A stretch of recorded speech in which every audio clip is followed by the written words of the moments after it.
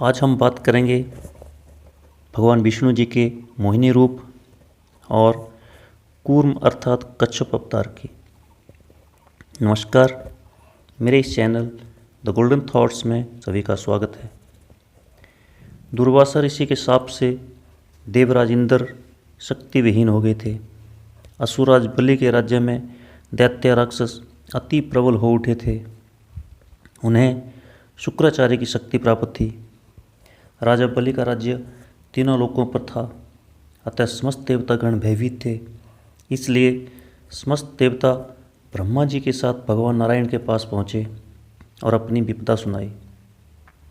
तो भगवान विष्णु ने उन्हें उपाय बताया। आप असुरों से मित्रता कर लो और उनकी सहायता से क्षीर सागर का मंथन कर उसमें से अमृत निकाल कर उसे पीकर अमर हो जाओ, तब तुम्हारी शक्तियाँ वापिस आ जाएंगी और असुरों को पराजित कर पाओगे। इस प्रकार भगवान विष्णु के आदेशानुसार इंद्र ने समुद्र मंथन से अमृत और रत्नों के निकलने की बात असुरराज बलि को बताई। तब असुरराज बलि ने देवराज इंद्र से समझौता कर लिया और समुद्र मंथन के लिए तैयार हो गए। मंदरांचल पर्वत को अपनी मथनी बनाकर तथा वासुकी नाग को नेति बनाया गया। जब मंथन शुरू हुआ तो मंदरांचल पर्वत समुद्र में डूबने लगा। तो भगवान विष्णु जी ने कछुए का रूप धारण कर मंदरांचल पर्वत को अपनी पीठ पर रखकर उसका आधार बने। इस प्रकार समुद्र मंथन शुरू हुआ और भगवान के अवतार कच्छप की पीठ पर मंदरांचल पर्वत घूमने लगा। इस प्रकार समुद्र मंथन से 14 प्रकार के रत्न निकले, जिन्हें देवताओं और असुरों ने बांट लिया। समुद्र मंथन में सबसे पहले जल का हलाहल विष निकला, तो उससे सभी देवता और असुर जलने लगे। तो भगवान शंकर जी ने इस विष का पान किया। विष के प्रभाव से उनका कंठ नीला पड़ गया, इसलिए महादेव जी को नीलकंठ भी कहते हैं। उनकी हथेली से थोड़ा सा विष पृथ्वी पर टपक गया, जिसे नाग, बिच्छू आदि विषैले जंतुओं ने पी लिया। दूसरा रत्न कामधेनु गाय निकली, जिसे ऋषियों ने रख लिया। फिर उच्चश्रैव घोड़ा निकला, जिसे असुरराज बलि ने रख लिया।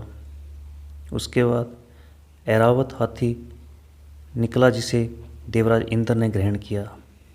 उसके बाद कौस्तुभ मणि निकली, जिसे भगवान विष्णु ने रख लिया। फिर कल्पवृक्ष और रंभा नामक अप्सरा निकली, इन दोनों को देवलोक में रख लिया। फिर महालक्ष्मी जी निकली, उन्होंने स्वयं भगवान विष्णु को वर लिया। उसके बाद वारुणी प्रकट हुई, जिसे असुरों ने ग्रहण किया। फिर चंद्रमा, पारिजात वृक्ष तथा शंख निकले। घड़ा लेकर प्रकट हुए तो धन्वंतरी के हाथों से असुरों ने अमृत का घड़ा छीन लिया और उसके लिए आपस में लड़ने लगे।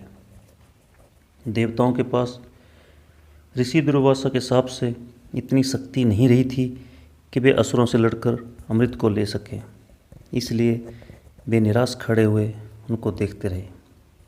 देवताओं को निराश देखकर भगवान विष्णु तत्काल मोहिनी रूप बनाकर राक्षसों के पास पहुँचे।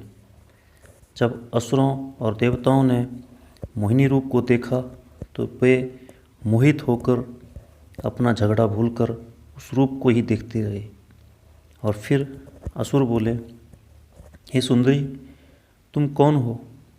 लगता है हमारा झगड़ा देखकर उसे ख़त्म करने के लिए ही तुम आई हो। आओ, तुम्हारा स्वागत है, हमें ये अमृत पान कराओ। इस प्रकार विश्व मोहिनी रूपी सुंदरी ने कहा, हे देवताओं और असुरों, आप दोनों ही महर्षि कश्यप के पुत्र होने के कारण भाई भाई हो, फिर भी आपस में लड़ते रहते हैं। फिर तुम लोग कैसे मुझ पर विश्वास कर सकते हो? अच्छा यही है कि स्वयं सब मिलकर अमृत पान कर लो। विश्व मोहिनी के ऐसे वचन सुनकर उन असुरों को उस पर और भी विश्वास हो गया। वे बोले, हे सुंदरी, हमें तुम पर पूरा विश्वास है। तुम जिस प्रकार बांटोगी हम उसी प्रकार अमृत पान कर लेंगे। तुम ये घड़ा लो और अमृत पिलाओ।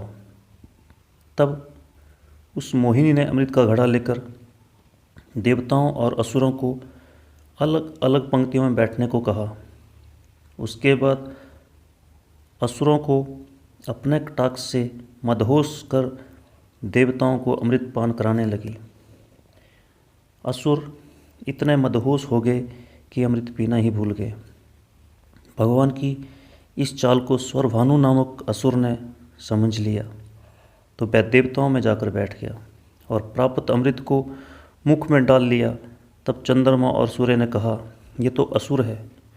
तो भगवान विष्णु जी ने तत्काल उनका सिर काट कर अलग कर दिया।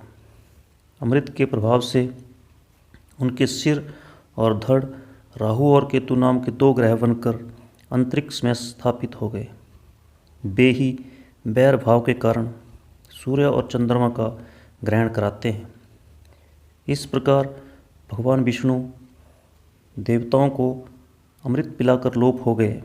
उनके जाते ही असुरों की मदहोशी समाप्त हो गई तो वे अत्यंत क्रोधित होकर देवताओं से लड़ने लगे।